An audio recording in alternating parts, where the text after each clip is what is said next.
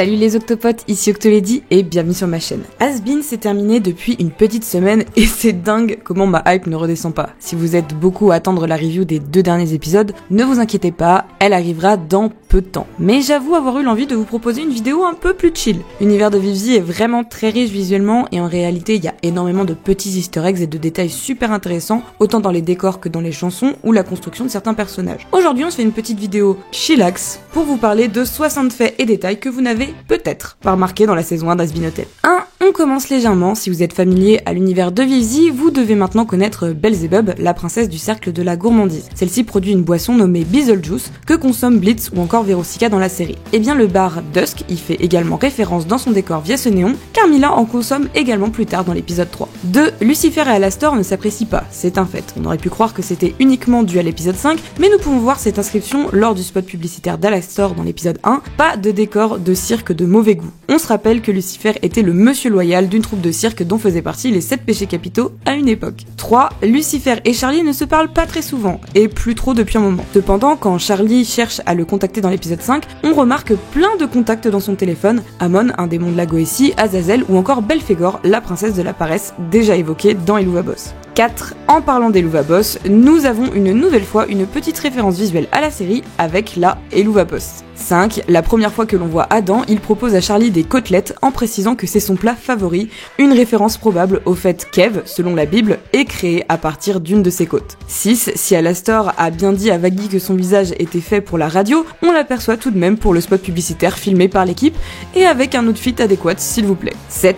Si on ne peut pas écouter les messages vocaux de Valentino, on peut néanmoins lire les SMS qu'il envoie à Angel dans l'épisode 2. Et ouais, y a pas à dire, Val n'est ni un très bon scénariste, ni quelqu'un de très patient. 8. Probablement les items les plus attendus dans le fandom, mais tout au long de la série, vous pouvez apercevoir des mugs. Alastor a un Oh Dear, un jeu de mots avec Oh Dear, dire voulant dire serre, le Fuck Alastor de Vox, le Fuck Mondays Dusk, probablement une référence à Garfield, et enfin celle de Valentino, Pimping Not Simping, qui est assez compliqué à expliquer en français, je vous avoue. 9. Parmi les petits easter eggs de la série, nous pouvons apercevoir Baxter, un sinner censé être un scientifique fou présent à l'hôtel à la base. Sachant qu'on l'aperçoit une nouvelle fois à la fin de la saison, peut-être le verrons-nous un peu plus dans la prochaine. 10. Les Viz sont absolument partout, au moins dans leur quartier, et à ce titre, il y a des dizaines d'affiches différentes qui les représentent, soit juste eux, soit des produits qu'ils vendent, la Love Potion, des services ou encore des glaces. Sérieux, je veux vraiment goûter celle de Vox. 11. En parlant d'affiches, vous pouvez ici voir une publicité pour la V-Watch qui sera utilisée plus tard dans l'épisode par Serpentius pour contacter Vox. 12. On reste sur les vies parce que vous savez comme je les aime, détail que je trouve assez rigolo pour absolument aucune raison, Valentino jetait littéralement son verre sur Vox qui semble tellement habitué à la chose qu'il l'a simplement évité. 13. Un petit easter egg bien sympa, savez-vous que certains papillons de nuit font des petits couinements? Eh bien, il arrive également à Valentino de couiner également lorsqu'il s'énerve ou lorsqu'il parle.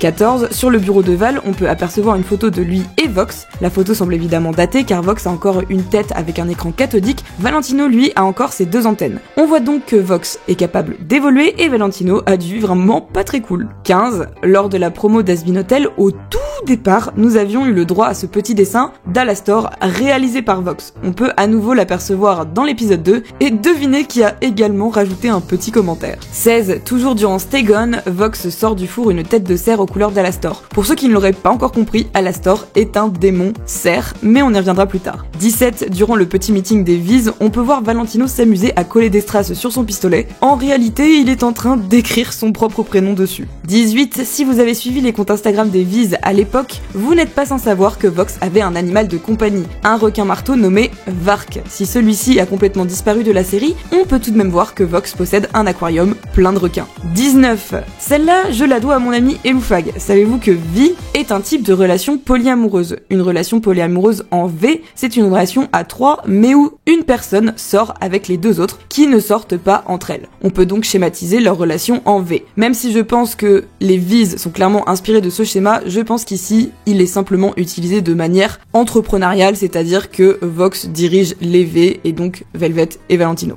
20. Je trouvais dans la review des épisodes 5 et 6 que Cherry arrivait un peu comme un cheveu sur la soupe. Pourtant, si on regarde bien, le personnage est bien inclus dans la vie d'Angel. Dans sa chambre, il n'y a que des photos de lui et de Cherry. 21. Dans le bureau de Charlie ou encore dans celui de Lucifer, nous pouvons officiellement voir un plan des enfers. 22. Dans l'épisode 3, nous voyons Alastor déguster un petit cerf dans ce qu'on appelle une dimension de poche.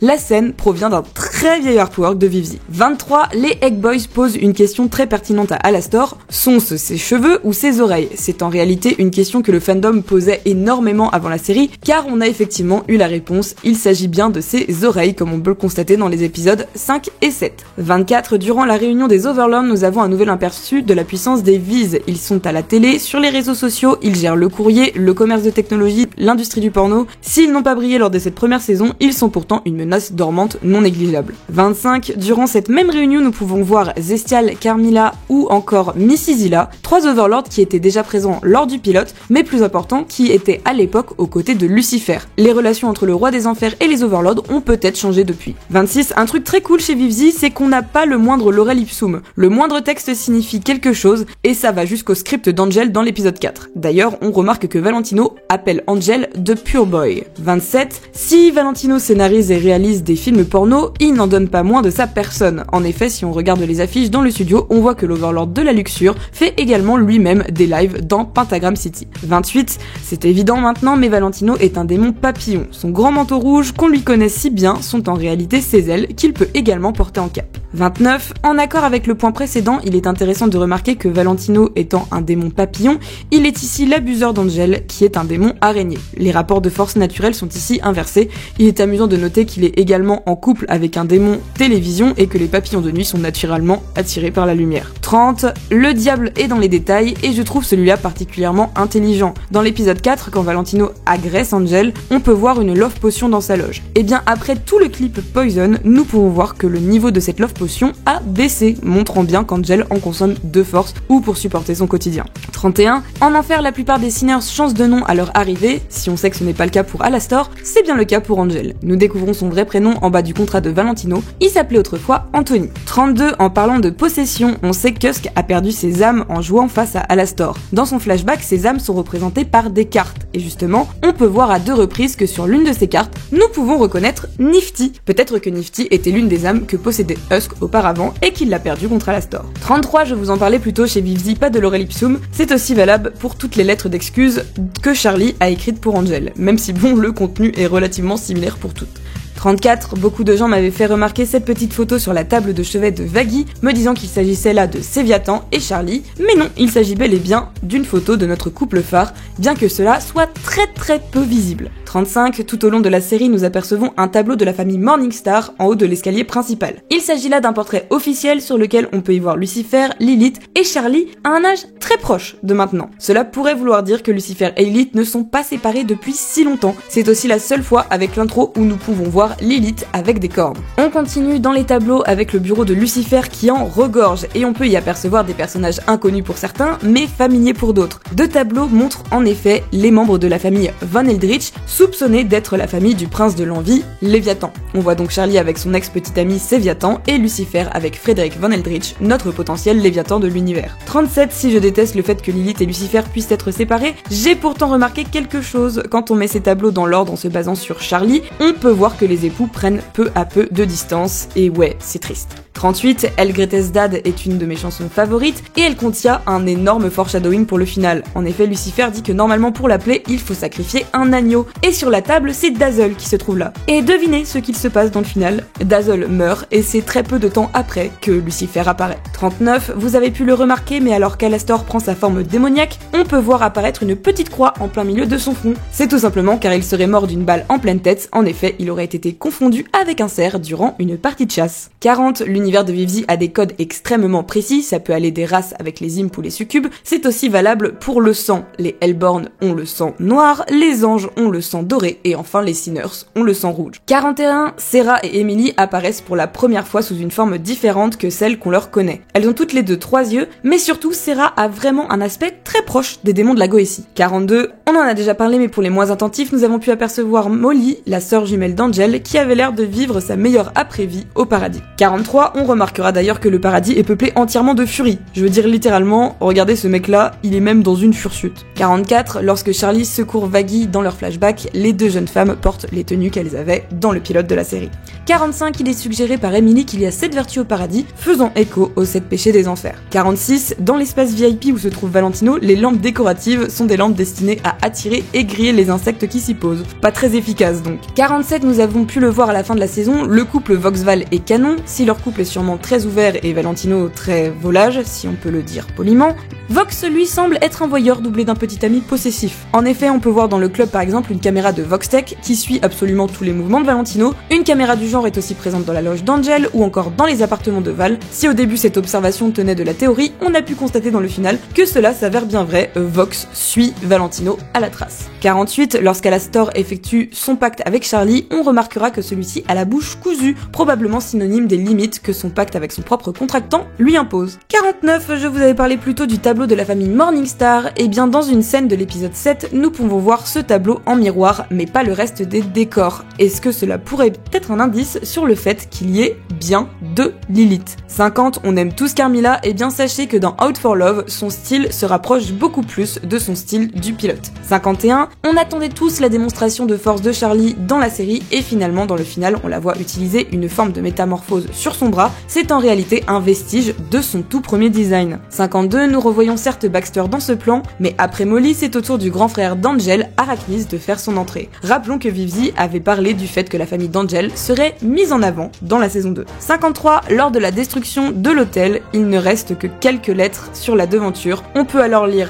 Has been hell, autrement dire, c'était l'enfer. 54, Lucifer nous a déjà montré qu'il était surpuissant, mais en plus de ça, le roi se targue de posséder une Keyblade qui lui permet de créer absolument n'importe quoi, un peu cheaté, le roi des enfers. 55, lors du petit passage musical des Viz, on peut apercevoir une photo d'Alastor, mais pas seulement. En réalité, la photo est coupée en 2, et on peut voir que Vox était également sur la photo. 56, sur ce même passage, on peut voir un petit dessin de Valentino, on avait appris que celui-ci était un très bon artiste selon les trivia, et cela semble se confirmer. 57, j'ai été déçu de découvrir qu'Adam avait un visage, parce que ça le rend beaucoup moins classe, cependant il faut savoir que son visage humain est directement inspiré de son voice actor Alex Brightman. 58, Serpentius a été Redan, alléluia, et dans son nouveau design, nous pouvons voir qu'il y a des cœurs à l'arrière de son crâne, et également sur ses lunettes, ce qui match plutôt bien avec les paroles de Sorry. 59, connaissez-vous Sam Haft, le compositeur et écrivain de toutes les chansons du Hellaverse. Il s'agit également du compositeur et chanteur du groupe The Living Tombstone, et il ne s'est pas privé de se faire un petit clin d'œil musical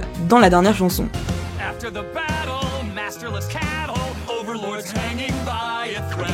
I've been trying for so long to sing you the right song, to show you something different every day.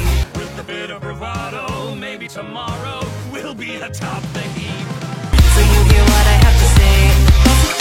60, ce n'est un secret pour personne, il y a des yeux partout dans Has-Been Hotel. Dans tous les recoins de la ville. Mais pas dans l'hôtel, du moins pas jusqu'à ce qu'il soit complètement détruit. Ces yeux appartiennent probablement à Roux, comme suggéré dans l'introduction. D'ailleurs, le micro d'Alastor possède également un œil, comme beaucoup de choses en enfer, vous me direz. Mais celui d'Al paraît spécial. Dans le final, il évoque le fait qu'une âme prenne son destin en main en regardant dans l'œil de son micro, en avouant un demi-mot qu'il a fait ce qu'il fallait pour obtenir la puissance qu'il a aujourd'hui. Et bien moi qui disais que ça allait être une vidéo chill, c'était un peu plus long que ce que je pensais. J'espère néanmoins que cette petite chasse au trésor au travers de la série vous aura plu. Et ne vous inquiétez pas, on se retrouve dans les semaines à venir pour la review des épisodes finales de la série et plein d'autres vidéos sur le sujet. Encore merci à tous les membres de la communauté de la chaîne. La chaîne est en partie financée grâce à vous, un énorme merci. Si vous avez apprécié la vidéo, n'hésitez pas à laisser un petit pouce bleu, ça fait toujours plaisir. Et ou à vous abonner si vous aimez mon travail, c'est la meilleure gratification qu'on puisse recevoir. Merci à vous d'être toujours plus nombreux. En tout cas, on se retrouve très vite pour une prochaine vidéo.